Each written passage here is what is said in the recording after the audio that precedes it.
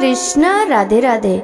सभी भक्तों को सादर प्रणाम। आप सभी भक्तों का दिन शुभ एवं मंगलमय हो। आप सभी भक्तों को आषाढ़ अमावस्या की हार्दिक शुभकामनाएं। प्रिय श्रोताओं, आज के दिन इस कथा को अवश्य ही सुनना चाहिए। हाथ में पुष्प लेकर इस कथा का सच्चे मन और श्रद्धा से श्रवण करना चाहिए। प्रेम से बोलिए उमा महेश्वर भगवान की जय। प्रेम से बोलिए भगवान श्री लक्ष्मी नारायण की जय। किसी राज्य में एक राजा और एक रानी रहा करती थी। उनके 4 संतानें थीं। 2 लड़के थे और 2 लड़कियां थीं। एक लड़की का नाम था पूर्णिमा और दूसरी लड़की का नाम था अमावस्या। पूर्णिमा घर के कामों में निपुण थी और घर का पूरा काम अच्छे से करती थी। काम समाप्त होने पर वह भगवान की पूजा अर्चना भी किया करती थी। इसके अलावा उसका एक और नियम भी था कि वह रोजाना गौ माता की सेवा भी किया करती थी। वहीं उसकी दूसरी बहन अमावस्या ना तो घर का कोई काम करती थी और ना ही उसका कोई पूजा पाठ में रुचि थी और ना ही वह कभी गौ माता की सेवा किया करती। पूर्णिमा सर्वगुण संपन्न थी। फिर भी राजा और रानी अपने दोनों बेटे से और पुत्री अमावस्या को ही प्यार किया करते थे। वह पूर्णिमा को ज्यादा नहीं चाहते थे, उसके साथ भेदभाव करते थे। समय के साथ राजा की 4 संतानें बड़ी हो रही थीं। जब वे बड़े हो गए तो राजा ने अपने दोनों पुत्रों का विवाह योग्य कन्याओं के साथ करवा दिया। इसके बाद रानी ने राजा से कहा कि हे राजन, अब दोनों पुत्रियों का विवाह भी करवा दो। वह भी विवाह योग्य हो गई हैं, लेकिन आप ऐसा करना कि पुत्री अमावस्या का विवाह किसी बड़े खानदान में कराना और पूर्णिमा का विवाह किसी गरीब परिवार में कराना, क्योंकि पूर्णिमा को तो केवल भगवान की पूजा पाठ और घर के कामकाज करना पसंद है और साथ ही उसे गाय की सेवा करना भी बहुत पसंद है। गरीब घर में होगी तो इसके सारे काम हो जाएंगे और अमावस्या को कुछ करना पसंद नहीं है। इसके लिए इसे बड़ा राजघराना देखकर, ताकि उसे कोई काम ना करना पड़े। तो रानी की बात सुनकर राजा ने कहा ठीक है, और वह अपनी पुत्रियों के लिए रिश्ता ढूंढने के लिए निकल पड़े। राजा अपने पड़ोसी राज्य में जाकर वहाँ के राजा के पुत्र से अमावस्या का रिश्ता तय कर देते हैं और वहीं पास ही के गांव में जाकर एक गरीब परिवार के लड़के से पुत्री पूर्णिमा का रिश्ता भी तय कर देते हैं। और घर आकर राजा ने सारी बात रानी को बताई। तो रानी सोचने लगी कि अब देखते हैं भगवान इसकी मदद कैसे करते हैं। यह तो बहुत ही पूजा पाठ करती है और भगवान में सदा ही मगन रहती है। तो पूर्णिमा का भाई और भाभी पूर्णिमा से बहुत ही प्यार करते थे, क्योंकि पूर्णिमा उनके घर के कामों में उनका साथ देती थी, हर काम में उसका हाथ बटाती थी। जबकि अमावस्या अपने भाई भाभी की कोई सहायता नहीं करती थी, उन पर अपना रोब जमाती थी और ना ही कोई घर का कार्य करती थी। ऐसा करते करते कई महीने बीत गए। अमावस्या और पूर्णिमा दोनों का विवाह हो गया। राजा और रानी ने अपनी दोनों बेटियों की विदाई कर दी। विदाई करते समय राजा और रानी ने अमावस्या बेटी को खूब सारी धन दौलत देकर विदा किया और पूर्णिमा को कुछ भी नहीं दिया, खाली हाथ अपने घर से विदा कर दिया। इसके बाद दोनों बहनें अपने अपने ससुराल चली गईं। कुछ दिन बीत गए। एक दिन अमावस्या अपने घर पर शिव जी की कथा रखती है, जिसमें वह सभी गांव वालों को निमंत्रण भेजती है, पर अपनी बहन पूर्णिमा को नहीं बुलाती। जब गांव की सभी औरतें अमावस्या के यहाँ जाती हैं, तो उन्हें इस तरह से जाता हुआ देखकर पूर्णिमा उनसे पूछती है कि आप सब इस तरह से तैयार होकर कहाँ जा रही हैं। तो वे औरतें पूर्णिमा से कहती हैं कि तुम्हारी बहन के यहाँ शिव जी की कथा रखी है, क्या तुम वहाँ पर नहीं जाओगी? तो पूर्णिमा कहती है कि मुझे तो मेरी बहन ने निमंत्रण भी नहीं भेजा, तो मैं नहीं जा सकती। तभी गांव की औरतें पूर्णिमा से कहती हैं कि बुलावा नहीं आया तो क्या हुआ, तुम्हारी बहन है, भूल गई होगी। यह तो भगवान शिव की कथा है, सुनने जाने में क्या हर्ज है। हम तो कहती हैं कि तुम हमारे साथ चलो। तो पूर्णिमा गांव की औरतों की बात मानकर उनके साथ भगवान शिव की कथा सुनने के लिए अमावस्या के घर चली जाती है। जब अमावस्या की नजर पूर्णिमा पर पड़ती है तो वह कहती है कि पूर्णिमा तुम यहाँ कैसे चली आई, मैंने तो तुम्हें बुलाया ही नहीं।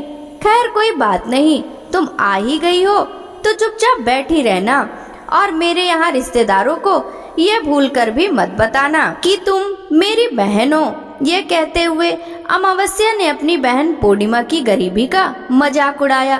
तो यह सब सुनकर पूर्णिमा की आंखों में आंसू आ गए और उसने रोते रोते मन ही मन भगवान शिव जी से विनती करते हुए कहती है कि हे भगवान, क्या पूजा पाठ करना गलत है? गौ माता की सेवा करना गलत है?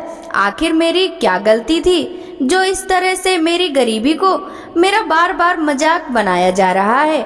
आप अपनी कृपा दृष्टि मुझ पर कब बनाएंगे? तब पूर्णिमा वहाँ पर बैठी बैठी यही बार बार कहती रहती है। इतने में ही शिव कथा पूरी हो जाती है और अमावस्या भगवान का प्रसाद बांटने लगती है। वह सभी लोगों को प्रसाद दे देती है, लेकिन अपनी बहन पूर्णिमा को प्रसाद नहीं देती। पूर्णिमा बड़े ही दुखी मन से बिना प्रसाद लिए अपने घर लौट जाती है। पूरे रास्ते वह यही सोच रही थी कि घर पर अगर बच्चे उससे कथा का प्रसाद मांगेंगे तो मैं उनसे क्या कहूँगी, और यह भी सोच रही थी कि मायके अपने भाई और भौजाई के यहाँ जाऊंगी तो वहाँ जाते हुए वहाँ बच्चों के लिए भी कुछ लेकर जाना था। तो ऐसा सोचते हुए वह अपने घर लौट आई। घर वापस लौटकर आने के बाद में उसने अपने पति और बच्चों से कहा कि मैं कुछ समय के लिए अपने मायके जा रही हूँ। तो पति ने कहा ठीक है चली जाओ। तो थोड़ी देर बाद में पूर्णिमा अपने मायके के लिए रवाना हो गई। चलते चलते रास्ते में एक चबूतरा आया जिस पर तुलसी का पौधा लगा था। उस चबूतरे पर एक बूढ़ी अम्मा बैठी थी। वह कोई और नहीं, साक्षात तुलसी माता थी। उस बूढ़ी माता ने पूर्णिमा से कहा बिटिया तुम कौन हो और कहाँ जा रही हो? तो पूर्णिमा अपना परिचय देते हुए कहती है कि माँ मैं अपने मायके जा रही हूँ। तो बूढ़ी औरत ने पूर्णिमा से कहा कि बेटी यहाँ तुलसी का पौधा सूख रहा है, इसमें थोड़ा सा पानी डाल दो और इस चबूतरे को साफ कर दो जिससे मुझे थोड़ी ठंडक मिलेगी। तो पूर्णिमा ने कहा ठीक है माँ, मैं तुलसी के पौधे में पानी डाल देती हूँ और यहाँ की सफाई भी कर देती हूँ।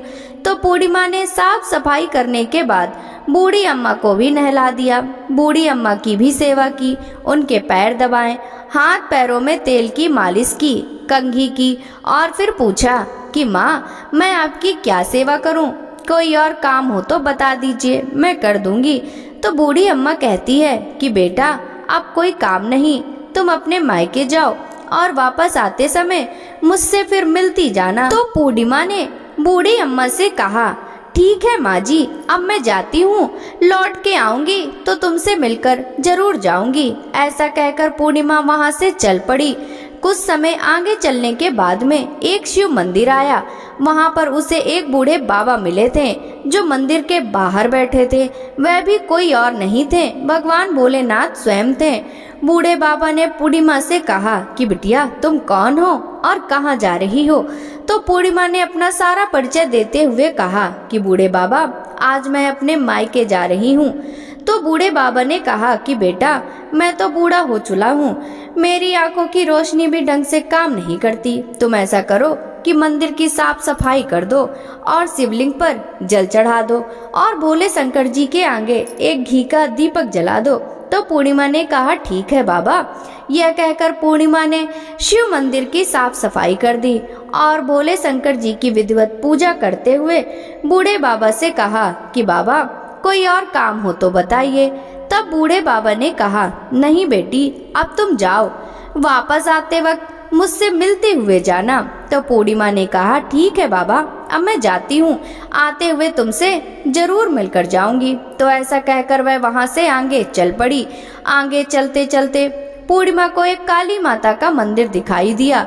वहाँ पर भी एक बूढ़ी अम्मा चबूतरे पर बैठी हुई थी। तो उस बूढ़ी औरत ने पूर्णिमा से कहा कि बेटी तुम कौन हो और कहाँ जा रही हो? तो पूर्णिमा ने उस बूढ़ी औरत को भी अपना सारा परिचय दिया और बताया कि मैं अपने मायके जा रही हूँ। तो वह बूढ़ी औरत सुनकर ये कहती है कि बेटा अच्छी बात है, लेकिन तुम ऐसा करो यहाँ पर पूजा पाठ करने के लिए तो सभी आते हैं, लेकिन मंदिर की साफ सफाई कोई नहीं करता, इसलिए तुम इस मंदिर की साफ सफाई कर दो और चबूतरे की भी साफ सफाई कर दो। तो पूर्णिमा ने कहा ठीक है माँ जी।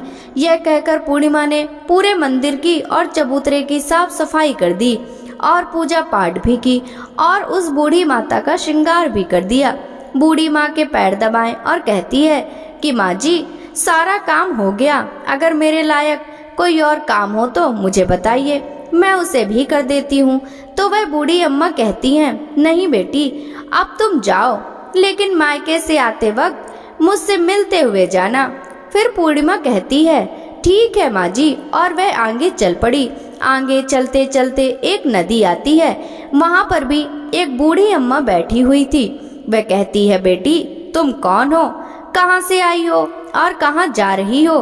तो पूर्णिमा उस बूढ़ी औरत को भी अपना पूरा परिचय देते हुए बताती है कि अम्मा मैं अपने मायके जा रही हूँ। तो बूढ़ी औरत पूर्णिमा से कहती है कि बेटा यह तो अच्छी बात है, नदी पर स्नान करने तो सभी आते हैं, लेकिन यहाँ पर कोई साफ सफाई नहीं करता, इसलिए तुम ऐसा करो कि नदी के किनारे पर साफ सफाई कर दो। तो पूर्णिमा कहती है ठीक है माँ जी, और वह वहाँ की साफ सफाई में लग जाती है। सारी साफ सफाई समाप्त करके बूढ़ी अम्मा के पैर दबाती है और कहती है कि माँ जी और कोई काम हो तो बताइए। तो वो बूढ़ी औरत कहती है कि नहीं बेटा, अब तुम जाओ और जब मायके से लौट कर आओ तो मुझसे मिलते हुए जाना। इस नाव में बैठकर नदी के दूसरे किनारे पर पहुंच जाओ।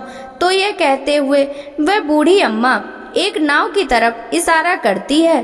तो पूर्णिमा नाव में बैठकर नदी के दूसरे पार चली जाती है और वहां से अपने मायके के घर पहुंच जाती है। वहां पहुंचते ही पूर्णिमा के भैया और भाभी उसे देखकर बहुत ही खुश होते हैं और वे पूर्णिमा की खूब खातिरदारी करते हैं, उसे खूब सारी बातें करते हैं और कहते हैं कि बच्चों को भी साथ लेकर आती तो कितना अच्छा होता। तो यह सब कुछ देखकर पूर्णिमा बहुत ही खुश होती है और सोचती है कि कोई तो है जो मुझे देखकर इतना खुश होता है। इस तरह पूर्णिमा ने अपने मायके में कुछ दिन बड़ी ही हंसी खुशी के साथ बिताए और फिर अपने भैया और भाभी से कहा कि मैं अपने ससुराल वापस जाना चाहती हूँ। तो उसकी भाभी ने उसके लिए एक बहुत ही सुंदर सी साड़ी दी और बच्चों के लिए थैला भरकर कपड़े, मिठाई और खिलौने भी दिए। साथ ही रास्ते में खाने पीने के लिए भी कुछ चीजें रखी और कहा कि तुम तो बहुत ही दिनों के बाद आती हो, अब की बार बहुत ही जल्दी हमसे मिलने के लिए दोबारा आना। यह कहते हुए पूर्णिमा की भाभी ने पूर्णिमा के हाथ में वह थैला दे दिया और बड़ी ही हंसी खुशी से उसे विदा कर दिया। इस तरह पूर्णिमा अपने ससुराल के लिए रवाना हो गई और उसी नदी के किनारे पहुंची और नाव में बैठकर दूसरे किनारे पर उतर गई। वहां उतरने के बाद वहां पर उसे वही बूढ़ी अम्मा मिली जो साक्षात गंगा मैया थी। उस बूढ़ी अम्मा ने पूर्णिमा को एक थैला दिया और कहा कि तुम इसे घर जाकर ही खोलना। अब पूर्णिमा के पास दो थैले हो गए, एक तो उसकी भाभी ने दिया था और दूसरा गंगा मैया ने दिया। तो उन दोनों थैलों को लेकर जब वह आगे चल पड़ी, चलते चलते फिर वही काली माता का मंदिर आया। वहां चबूतरे पर बूढ़ी अम्मा बैठी हुई थी जो साक्षात काली माता थी। बूढ़ी अम्मा के रूप में बैठी काली माता ने जब पूर्णिमा को आते हुए देखा तो कहा कि आ गई बेटा। तो पूर्णिमा ने कहा हाँ माँ जी, मैं आ गई। मैंने आपसे कहा था कि मैं आते हुए आपसे जरूर मिलकर जाऊंगी। तो काली माता ने भी उसे एक थैला दे दिया और कहा कि तुम यह थैला अपने घर जाकर ही खोलना। अब तो पूर्णिमा के पास 3 थैले हो गए। तीनों थैले लेकर पूर्णिमा वहां से चल पड़ी। चलते चलते शिव जी का मंदिर आया जहां बूढ़े बाबा के रूप में स्वयं शिव जी विराजमान थे। बूढ़े बाबा ने पूर्णिमा से कहा कि बेटी आ गई। तो पूर्णिमा ने कहा हाँ बाबा, मैं आ गई। तो उन बूढ़े बाबा ने भी पूर्णिमा को एक थैला दिया और कहा कि बेटा तुम इस थैले को अपने घर जाकर ही खोलना। तो पूर्णिमा ने कहा कि ठीक है बाबा, और यह कहकर पूर्णिमा वहां से चल पड़ी। अब पूर्णिमा के पास 4 थैले हो गए। अब पूर्णिमा 4 थैलों को एक साथ कैसे लेकर जाती। तो उसने अपनी एक पुरानी साड़ी निकाली और सारे थैलों को उस साड़ी में रखकर बांध लिया। एक गठरी बनाकर सिर पर रखकर वो रवाना हो गई। चलते चलते उसे फिर रास्ते में तुलसी माता बूढ़ी अम्मा के रूप में मिलती हैं और कहती हैं कि पूर्णिमा तुम आ गई। तो पूर्णिमा कहती है कि हाँ माँ जी मैं आ गई, मैंने आपसे कहा था कि मैं आते हुए जरूर मिलकर जाऊंगी। तो वह बूढ़ी अम्मा कहती है कि बेटा मैं तो तेरी ही राह देख रही थी, ना जाने कितने दिन हो गए तुम्हें गए हुए, तुमने अच्छा किया जो मुझसे मिलने के लिए आ गई। यह कहते हुए बूढ़ी अम्मा उसे एक थैला दे देती हैं और कहती हैं कि बेटा यह थैला ले जाओ और अपने घर जाकर ही खोलना। तो पूर्णिमा ने कहा कि ठीक है माँ जी, आपने जैसा कहा मैं वैसा ही करूँगी। यह कहते हुए पूर्णिमा ने वह 5वां थैला वहाँ से लेकर रवाना हो गई। अब एक गठरी सिर पर और एक थैला हाथ में लिए जैसे ही वह अपने ससुराल के घर पहुँचती है तो उसे देखकर उसके बच्चे बड़े ही खुश होते हैं और कहते हैं कि माँ, मामा के यहाँ से क्या लेकर आई हो, हमें जल्दी से दिखाओ, हमें तो लगता है खूब सामान लेकर आई हो। अब की बार मामा ने हमारे खाने के लिए क्या क्या भेजा है, हमें जल्दी से दिखाओ। तो पूर्णिमा कहती है कि बेटा थोड़ा सब्र करो। यह कहते हुए पूर्णिमा अपने सिर पर से गठरी को नीचे रखती है और उसे खोलकर सबसे पहले अपने मायके का थैला खोलकर देखती है तो उसमें बच्चों के लिए अच्छे अच्छे कपड़े, खाने पीने के सामान, बच्चों के खेलने के लिए खिलौने और कुछ गहने भी रखे थे। तो उसे देखकर वह मन ही मन बहुत खुश होती है और अपने भैया भाभी को खूब आशीष देती है। फिर पूर्णिमा कपड़े अपने बच्चों को दे देती है और खाने पीने की चीजें भी बच्चों को देकर अपने बच्चों का चेहरा निहारने लगती है। उसके बच्चे अपने जीवन में पहली बार इतना सब कुछ सामान देख रहे थे तो वे बहुत ही खुश थे। इसके बाद पूर्णिमा ने दूसरा थैला खोला जो गंगा मैया ने दिया था तो उसमें ढेर सारे हीरे, जवाहरात, सोने चांदी आदि थे। उसके बाद में पूर्णिमा ने तीसरा थैला खोला जो उसे काली माता ने दिया था, उसमें बहुत सारा सोना और श्रृंगार का सामान भरा हुआ था। तो यह देखकर पूर्णिमा बहुत ही खुश हुई और फिर उसने चौथा थैला खोला जो भोले शंकर जी ने दिया था। वो थैला धन संपत्ति से भरा हुआ था, बहुत सारी खुशियां भरी थीं। इसके बाद में पूर्णिमा ने 5वां थैला खोला जो उसे तुलसी मैया ने दिया था। उसमें चावल, दाल और 7 प्रकार की खाने की चीजें भरी हुई थी। अब पूर्णिमा के घर में किसी भी चीज की कोई कमी नहीं थी। उसका घर धन धान से भरा हुआ था और परिपूर्ण था। पूर्णिमा और उसका परिवार सुखपूर्वक जीवन व्यतीत करने लगे। तो पूर्णिमा के मन में एक दिन विचार आया कि क्यों ना मैं भी शिव जी की कथा करवाऊं। तो उसने भी शिव जी की कथा का एक कार्यक्रम रखा और पूरे गांव वालों को निमंत्रण दिया। घर घर जाकर सभी लोगों को बुलावा देकर आई। पूर्णिमा अपनी बहन अमावस्या के घर भी गई और शिव जी की कथा सुनने के लिए उसे न्योता दिया। तो अमावस्या ने जब पूर्णिमा को देखा तो वह सोचने लगी कि इतने गहने पहने हुए हैं, इतने सुंदर वस्त्र पहन रखे हैं, इसका घर तो बहुत गरीब है, फिर इतना सब कुछ इसके पास कैसे आया, यह जानने के लिए इसके घर तो जाना ही पड़ेगा। यह सोचकर अमावस्या पूर्णिमा के घर शिव कथा सुनने के लिए आ गई। तो उसने देखा कि पूर्णिमा के घर में कोई चीज की कहीं भी कुछ भी कमी नहीं थी। तो इतनी सारी धन दौलत देखकर अमावस्या आश्चर्यचकित हो गई और पूर्णिमा से पूछने लगी कि तुम्हारे घर में इतनी धन दौलत कहाँ से आई। तो पूर्णिमा ने कहा कि देखो बहन, तुमने शिव जी की कथा में मुझे नहीं बुलाया था, फिर भी मैं चली आई। तुमने मुझे प्रसाद तक नहीं दिया और मेरी गरीबी का मजाक उड़ाया था। उसके बाद मैं अपने घर आ गई और घर आते हुए मन में यही सोच रही थी कि अपने मायके जाऊंगी और बच्चों के लिए कुछ लेकर आऊंगी। तुमने तो मेरे बच्चों के लिए प्रसाद तक नहीं दिया, इसलिए मैं तुम्हारे यहाँ से आते ही मायके चली गई। यह कहते हुए पूर्णिमा ने उसके बाद जो घटना हुई वह सारी की सारी अमावस्या को बताई। तो यह सारी बातें सुनने के बाद अमावस्या कहती है कि तुम मुझे प्रसाद मत दो और मुझे खूब डांट लगाओ। तो पूर्णिमा कहने लगी कि यह तो भगवान का प्रसाद है, मैं तो सबको दूंगी और तुम्हें भी दूंगी। इतना कहने पर भी अमावस्या ने प्रसाद नहीं लिया। वह बिना प्रसाद के ही सीधे अपने घर पर चली गई। घर जाकर अपने बच्चों और पति से कहने लगी कि मैं मायके जा रही हूँ। तो उसके पति ने कहा, कोई बात नहीं, कुछ दिन रुककर चली जाना, अभी मुझे कोई काम है। तो अमावस्या ने अपने पति की एक नहीं सुनी और अपने मायके जाने के लिए तैयार हो गई। जैसे ही वह मायके जा रही थी तो रास्ते में तुलसी माता चबूतरे पर बैठी हुई बूढ़ी माता के रूप में मिली। तो बूढ़ी माता ने अमावस्या से कहा कि बेटी तुम कौन हो और कहाँ जा रही हो।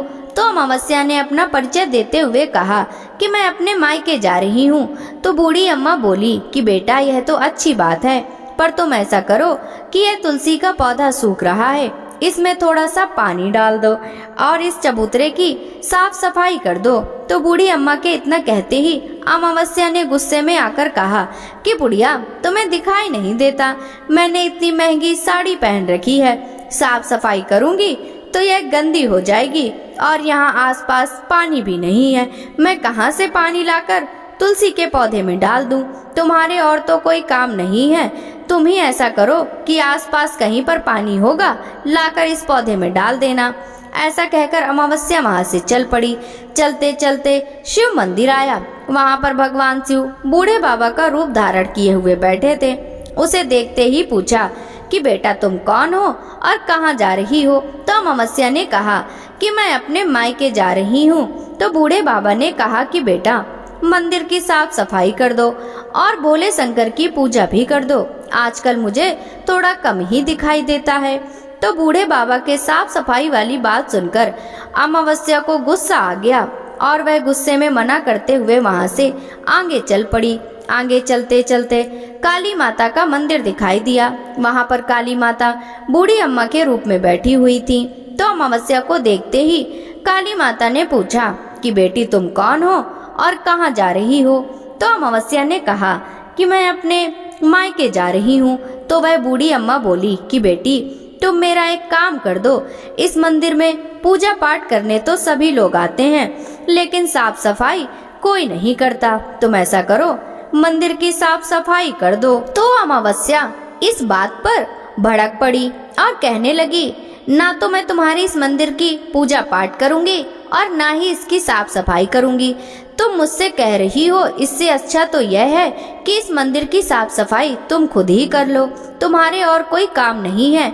ऐसा कहकर वो वहां से चल पड़ी। आगे चलते चलते फिर वही नदी आई। उसके किनारे पर भी एक बूढ़ी अम्मा बैठी थी। उसे देखते ही बोली कि बेटी तुम कहाँ जा रही हो और कौन हो। तो उसने कहा कि मैं अपने मायके जा रही हूँ। तो बूढ़ी अम्मा ने कहा कि बेटा यह तो अच्छी बात है, तुम मेरा एक काम कर दो, इस गंगा नदी में स्नान करने तो सभी आते हैं पर इसके किनारे की साफ सफाई कोई नहीं करता, तुम ऐसा करो कि यहाँ की साफ सफाई अच्छे से कर दो। तो बूढ़ी अम्मा के इतना कहते ही अमावस्या को गुस्सा आ गया। उसने कहा कि तुम्हें दिखाई नहीं देता, मैंने कितनी महंगी साड़ी पहन रखी है, मैं यहाँ के राजा की बेटी हूँ, मैं कोई नौकरानी नहीं हूँ जो तुमने कह दिया और मैं यहाँ की साफ सफाई करने लग जाऊं। तो इस तरह बूढ़ी अम्मा को भला बुरा कहते हुए अमावस्या जैसे ही नाव में बैठने लगी तो नाव में फूलों की जगह कांटे भरे थे, लेकिन वह अपने अधिक गुस्से के कारण उन कांटों से भरी नाव में ही बैठ गई। उसके पैर में कांटे बार बार चुभ रहे थे। जैसे ही वह दूसरे किनारे पर पहुंची तो वहां पर उतरकर वह अपने मायके चली गई। उसके पैरों से खून निकल रहा था। तो उसके भाई और भाभी ने उसे देखा, उसके पैरों के बारे में उससे कुछ नहीं पूछा और मन ही मन कहने लगी कि ना तो यह कोई काम करती है और ना ही बात मानती है। अब क्या कहना, पूर्णिमा तो हमारे काम काज में हाथ बटाती थी, यह तो कुछ करने वाली नहीं, इससे ज्यादा बातचीत करना ठीक नहीं, बात नहीं करेंगे तो जल्दी ही वापस भी चली जाएगी। ऐसा सोचकर उन्होंने अमावस्या से ज्यादा बातचीत नहीं की और जल्दी जल्दी खाना बनाया और खा पीकर वो सारे सो गए। अमावस्या जब सुबह उठी तो उसने अपनी भाभीयों से कहा कि भाभी मैं ससुराल जा रही हूँ। तो उन्होंने कहा ठीक है जाओ। तो अमावस्या बोली कि पूर्णिमा को तो आपने एक थैला दिया था और मुझे कुछ भी नहीं दोगी। तो भाई और भाभी ने कहा कि तुम जाओ, तुम्हारा थैला तुम्हारे घर पहुंच जाएगा। फिर अमावस्या वहां से चल पड़ी और चलते चलते नदी के किनारे पहुंची तो वहां पर गंगा मैया बूढ़ी औरत का रूप धारण किए हुए बैठी थी। बूढ़ी माँ ने कहा कि आ गई बेटी। तो अमावस्या बोली हाँ माँ मैं आ गई। कुछ देर तक अमावस्या वहीं पर खड़ी रही तो बूढ़ी अम्मा ने उसे कुछ भी नहीं दिया। तो अमावस्या बोली कि पूर्णिमा को तो तुमने एक थैला दिया था, क्या मुझे नहीं दोगी? तो बूढ़ी अम्मा ने कहा कि तुम घर जाओ, तुम्हारा थैला तुम्हारे घर पहुंच जाएगा। तो वह वहां से चल पड़ी। आगे चलने पर उसे काली मैया मिली। उसे देखते ही अमावस्या ने कहा कि मेरा थैला कहाँ है? तुमने पूर्णिमा को एक थैला दिया था। तो काली अम्मा का रूप धारण किए हुए बूढ़ी अम्मा बोली कि तुम अपने घर जाओ, तुम्हारा थैला तुम्हारे घर पहुंच जाएगा। तो यह सुनकर अमावस्या वहां से चल पड़ी। चलते चलते रास्ते में फिर वही शिव मंदिर आया।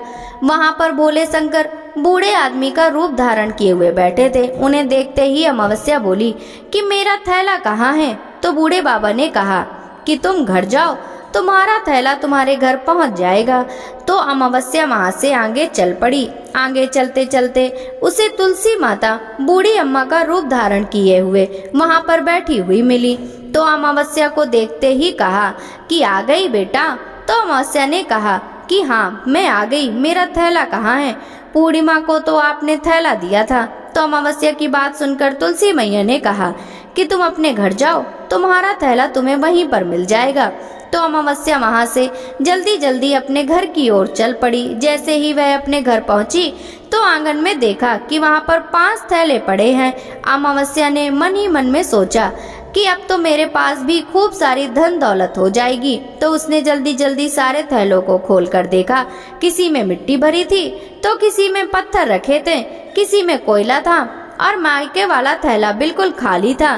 तो इस तरह के थैलों को देखकर अमावस्या को बहुत ही गुस्सा आया और वह दौड़ती दौड़ती पूर्णिमा के घर गई और कहने लगी कि तुम्हें तो इतना सब कुछ मिला और मुझे कुछ नहीं मिला, तूने मुझसे झूठ क्यों बोला? तो अमावस्या की बात सुनकर पूर्णिमा कहती है कि जब मैं अपने मायके जाती हूँ तो अपनी भाभीयों के साथ उनके काम में हाथ बटाती हूँ, उनके साथ मिलकर काम करती हूँ, उनकी इज्जत करती हूँ। लेकिन तुम तो अहंकारवश किसी की इज्जत नहीं करती, इसलिए वे भला तुम्हें क्या देंगे? तूने तुलसी माता को ठुकरा दिया, गंगा मैया को ठुकरा दिया, काली माँ को भी ठुकराया और भगवान शिव का भी कहना नहीं माना, इसलिए उन्होंने तुम्हें कुछ भी नहीं दिया। मैंने उन सब का कहा हुआ काम बड़े ही श्रद्धा भाव से किया था, इसलिए यह सब कुछ मुझे प्राप्त हुआ है। यह सब मुझे पूजा और भक्ति से मिला है। तो यह सब सुनकर अमावस्या कहती है कि बहन मुझे माफ कर दो, मैंने तुम पर हमेशा अत्याचार किया, माँ ने भी हमेशा हम दोनों के बीच में भेदभाव रखा था। आज मेरी आंखें खुल गई, मुझे कुछ नहीं मिला, कोई बात नहीं, पर मैं भी भगवान की भक्ति करना चाहती हूँ और भगवान की भक्ति करके सब कुछ प्राप्त कर लूंगी। इन सब चीजों का रहस्य बताओ। तो पूर्णिमा कहने लगी कि तुम 3 सूत्र का ज्ञान ले लो और उसकी कथा करना। पहले सूत्र में दया मांगना, दूसरे सूत्र में कथा मांगना और तीसरे सूत्र में 108 बार ओम नमः शिवाय का जाप करना। बहन यह सूत्र भगवान ने स्वयं दिए हैं, इसलिए तुम इनको अपने हृदय में बसा लेना।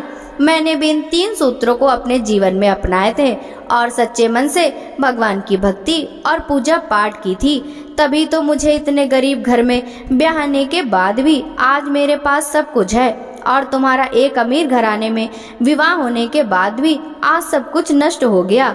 तो यह 3 सूत्र अपने मन में रखकर अमावस्या अपने घर चली गई और भगवान की पूजा पाठ करने लगी और भगवान शिव से माफी मांगते हुए कहा कि हे भोले शंकर मुझे माफ कर दो, जो मैंने अपनी बहन पूर्णिमा पर इतने अत्याचार किए।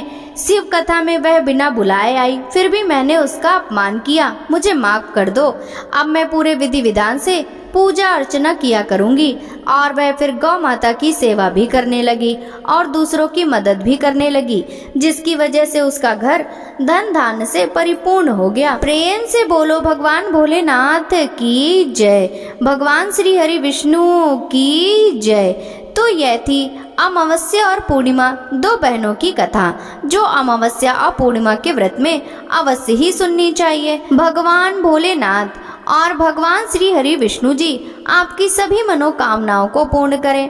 आज की कथा पसंद आए तो वीडियो को लाइक करके चैनल को जरूर सब्सक्राइब करिएगा और कमेंट बॉक्स में भगवान भोलेनाथ और विष्णु जी की जय जरूर लिखिएगा। सभी भक्तों को हरे कृष्णा, राधे राधे।